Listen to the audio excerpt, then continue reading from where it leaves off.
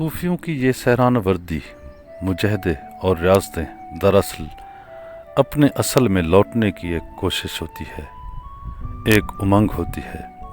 اگر ہم غور کریں کہ درختوں پر پتے کیسے پھوٹتے ہیں، بڑے ہوتے ہیں اور پھر ایک دن درخت سے جھڑ جاتے ہیں، پھر کونپلیں پھوٹتی ہیں، پتے بڑے ہوتے ہیں۔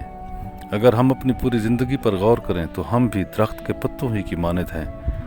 موت کے بعد ہماری نئی زندگی شروع ہوتی ہے۔ زندگی موت کی جانب ایک سفر ہے۔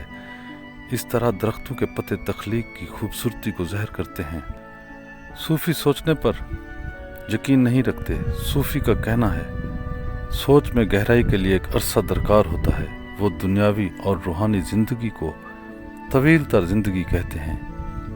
صوفی کہتا ہے، اس طویل زندگی کا درد اٹھانے کے بعد ہماری روح اس جوہر اعلیٰ میں شامل ہو جاتی ہے جس جوہر اعلیٰ سے اس دنیا میں آئی تھی۔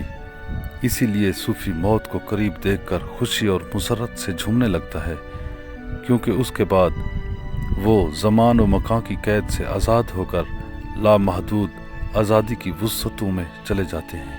حسین راج اور ملکہ تو بابا صاحب حضور کی سرانہ وردی کو ایک نظر دیکھنا چاہتے تھے۔ وہ یہ محسوس کرنا چاہتے تھے کہ بابا صاحب نے تنہا کیسے دنیا کے 70-72 ممالک کی سیر و سیاحت کی، اور اس سیر و سیاحت کے دوران ان پر کیسے کیسے نت نئے حقائق آشکار ہوئے۔ مگر بیرسٹر صاحب آہستہ آہستہ بابا صاحب حضور کی کہانی کو آگے بڑھا رہے تھے، لیکن وہ دونوں انتہائی مضطرب تھے۔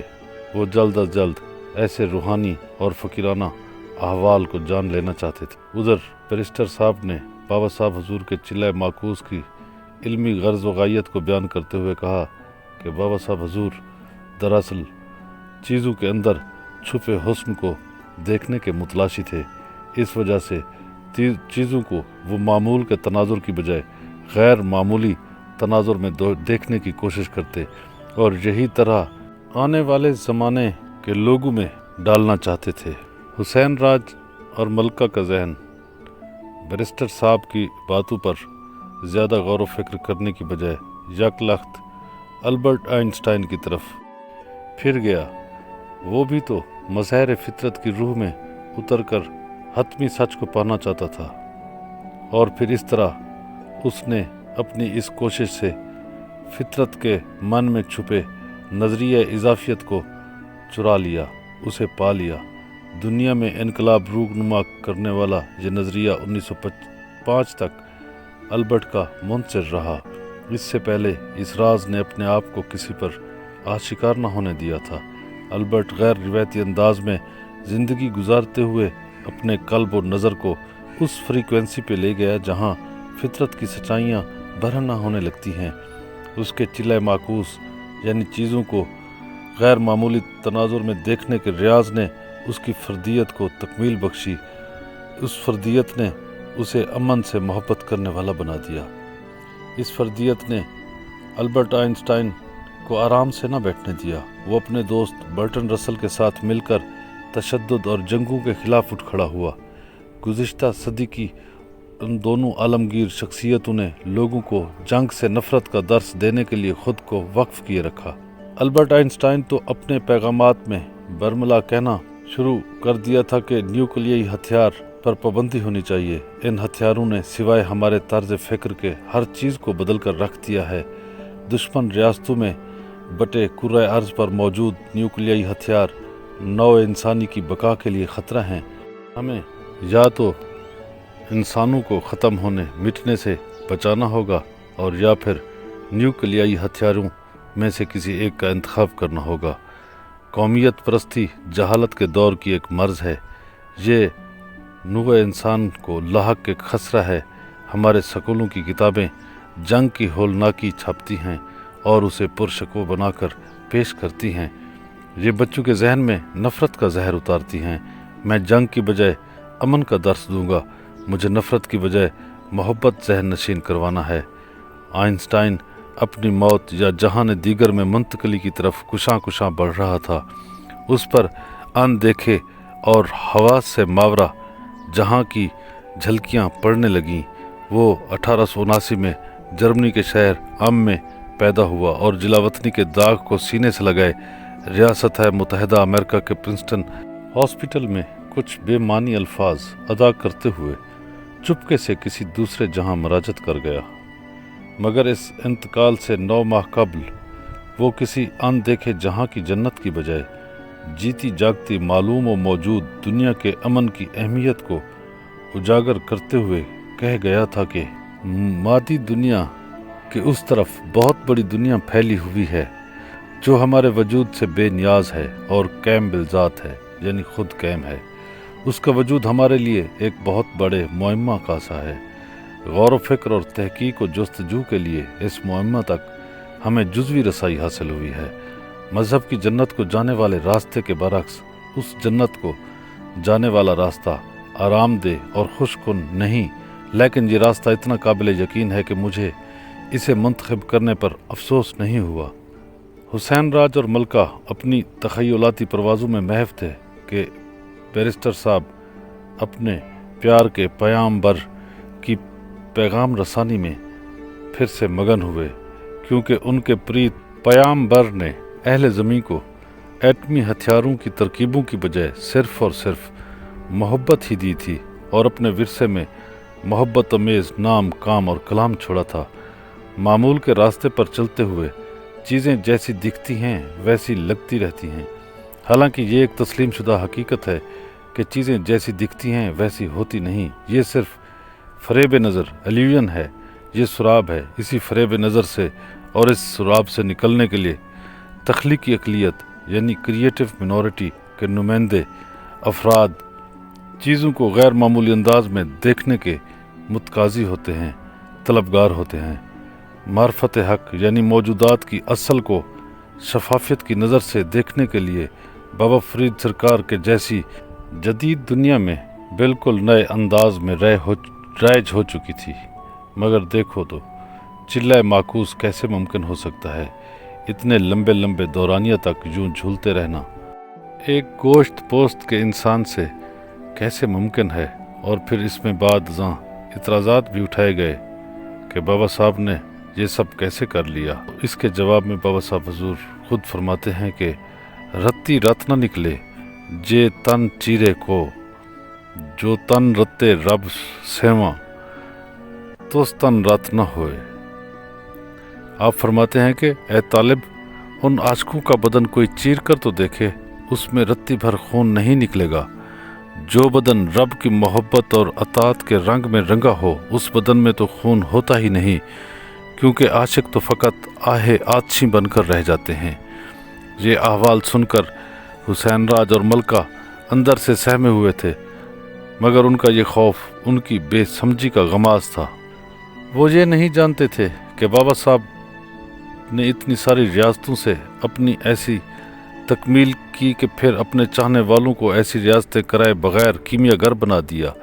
सदियों से बाबा फरीद साहब के चाहने वालों को आपका फैज़ इन जां गुसल कुठालियों से गुजरे बिना कुंदन बनाता आ रहा है, क्योंकि एक कीमियागर अपने अंदर मौजूद फ़न की इस्ताद को खोलने के लिए जो जतन करता है सो करता है, मगर अपने तालबों को सिर्फ अपने मालूम से ही महराम राज बना देता है, अपने चाहने वालों में हकीकत शनासी पैदा कर देता है। बाबा साहब के इस इखलास ने आपको करिश्मा साज हस्ती बना दिया।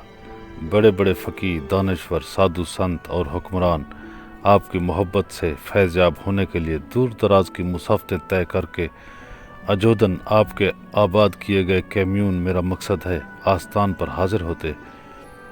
हज़रत ख्वाजा निज़ामुद्दीन औलिया की मिसाल ही ले लें। वो काजी बनना चाहते थे। फ़िक़्ह की तालीम मुकम्मल करने के बाद उन्होंने दिल्ली का रुख किया। दिल्ली में वो अपनी दानिश व हिकमत को मज़ीद दुआच्छा करना चाहते थे। हज़रत ख्वाजा निज़ामुद्दीन की हिकमत व दानिश के सामने दिल्ली का कोई दानिश्वर ज़्यादा देर तक न टिक पाता था। आप महफिल शिकन मशहूर थे, मगर उनकी ये सारी दानिश उन्हें हतमी जानकारी बहम न पहुंचा सकी। ऐसे में उनके अंदर अपने से किसी आला व अफजल करिश्मा साज गुरु की तलाश जागी। बैरिस्टर साहब शायद बात को अपने बाबा साहब की कुव्वते मुतजाज़बा की तरफ ले जाने लगे थे बात जारी थी। हज़रत ख्वाजा निज़ामुद्दीन औलिया की इस लगन को यूरोप के फ़लसफ़ी फ्रेडरिक नीत्शे की तलाश से हक़ के तनाजुर में देखा जाए तो हमें बाबा साहब की कादावरी की एक झलक दिखाई पड़ सकती है। जर्मनी के फ्रेडरिक नीत्शे का मामला भी कमोबेश ख्वाजा निज़ामुद्दीन औलिया के ऐसा ही था। नीत्शे भी अक्ल की इंतहाई सतहों पर पहुंचकर किसी गुरु की तलाश में निकला। उसकी फ़िक्री बालिदगी इंतहाओं को छूने लगी थी। इस सतह पर पहुंचकर अक्ल की बजाय वजदान रफूगरी करता है। इस मकाम पर पहुंचकर नीत्शे किसी ऐसे महान गुरु की तलाश में यूरोप के पहाड़ी सिलसिला है कौसार अल्प्स की चोटी पर जा पहुंचा, मगर उसे गुरु न मिल पाया। ये यूरोप की इज्तिमाई दानिश पर एक धब्बा है। पूरा यूरोप अपने दामन में एक भी ऐसा गुरु नहीं रखता था जो नीत्शे जैसे मासूम काल्ब इंसान को अपनी इरादत में, अपनी शागिर्दी में और अपनी मुरीदी में लेकर उसके बातिन की गिरहें खोलता। बेचारा नीत्शे तड़पता रह गया, कुरलाता रहा और कहता रहा, काश मुझसे कोई अफजल हस्ती मिलती, ऐसी हस्ती जो मुझे देखने के फ़न से आशना कराती। मैं उसे खुदा समान मानता, वो मुझे झिड़कता, टोकता और दुरुस्त करता। मगर यूरोप शायद किसी ऐसे मर्द कलंदर से तही दामन था। नीत्शे को गुरु न मिल पाया। इस इज़्तिराब से तंग आकर बिलाखिर उसने खुदा का ही इनकार कर दिया। इस इज़्तिराब में उसकी पहले बिनाई ज़ायल हुई और फिर वो फरजानगी से दीवानगी की हदें अबूर कर गया और इसी हालत दीवानगी में ही कम उम्री में इस दार फ़ानी से कूच कर गया। मगर कहते हैं कि उसके फ़िक्र फ़लसफ़ा ने पूरे यूरोप को मुतासिर करके रख दिया। अब हम अगर पल भर के लिए ख्वाजा सैयद निज़ामुद्दीन औलिया के इन आयाम की तरफ देखें, जब वो भी अक्ल व फ़िक्र की बुलंदियों पर पहुंचकर किसी लाहूती परिंदे की तरह परवाज़ करते हुए अक्ल व ताक़ुल की वादी से आगे की सैर करना चाहते थे। वो दिल्ली में दीवानावार अपने से किसी आला हस्ती की तलाश में सरगर्दां रहे। हिकमत व दानिश का मरकज़ पूरा दिल्ली उनकी शोखी अक्ल को खीरा न कर सका। अक्ली आतिश ज़दगी के इन दिनों में उन्हें कीमियागर फरीद के भाई नजमुद्दीन मुतवक्किल साहब ने मशवरा दिया कि तुम्हारा इलाज नज़र के सिवा कुछ नहीं, और एक ऐसी नज़र दूर उफ्तादा अजोदन की ढक्कियों से उभर कर पूरा अर्ज़ी पर मरकूज़ है।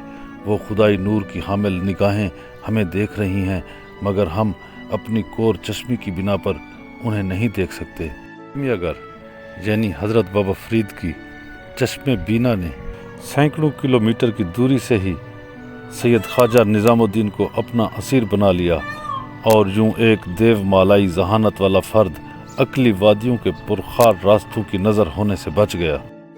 ये बाबा साहब की लगन थी जिसने उनकी निगाहों में कशिश शकल से ज़्यादा कुव्वत भर दी थी। बाबा फरीद की कशिश दीद ने ऐसे सैकड़ों दिल जीते और फिर इन दिलों से मोहब्बत का गुलशन सजाया। सैयद ख्वाजा निज़ामुद्दीन की आतिश शौक़ बिन देखे भड़क उठी। हज़रत ख्वाजा निज़ामुद्दीन औलिया को फरीद की मैं नवाजी ने दीवानगी से बचा लिया, वरना हज़रत निज़ामुद्दीन को शायद फरजानगी से दीवानगी की सरहदें अबूर करने से कोई रोक न पाता और अहले ज़मीन हज़रत निज़ामुद्दीन औलिया के लुंढाए हुए अकली व वजदानी जामों से महरूम रहते। अमीर खुसरो और उन जैसे कई सोख्ता जान लोगों का चराग रोशन ही ना हो पाता। बाबा फरीद साहब की फैज़ान बख्शी है कि यहाँ हर आम व ख़ास आज गुनगुनाता फिर रहा है कि इलाही ताबूद खुर्शीद व माही चराग चिश्तियाँ रा रोशनाई। सैकड़ों चराग चिश्त बाबा फरीद साहब के फ़क्र व मस्ती से जल उठे।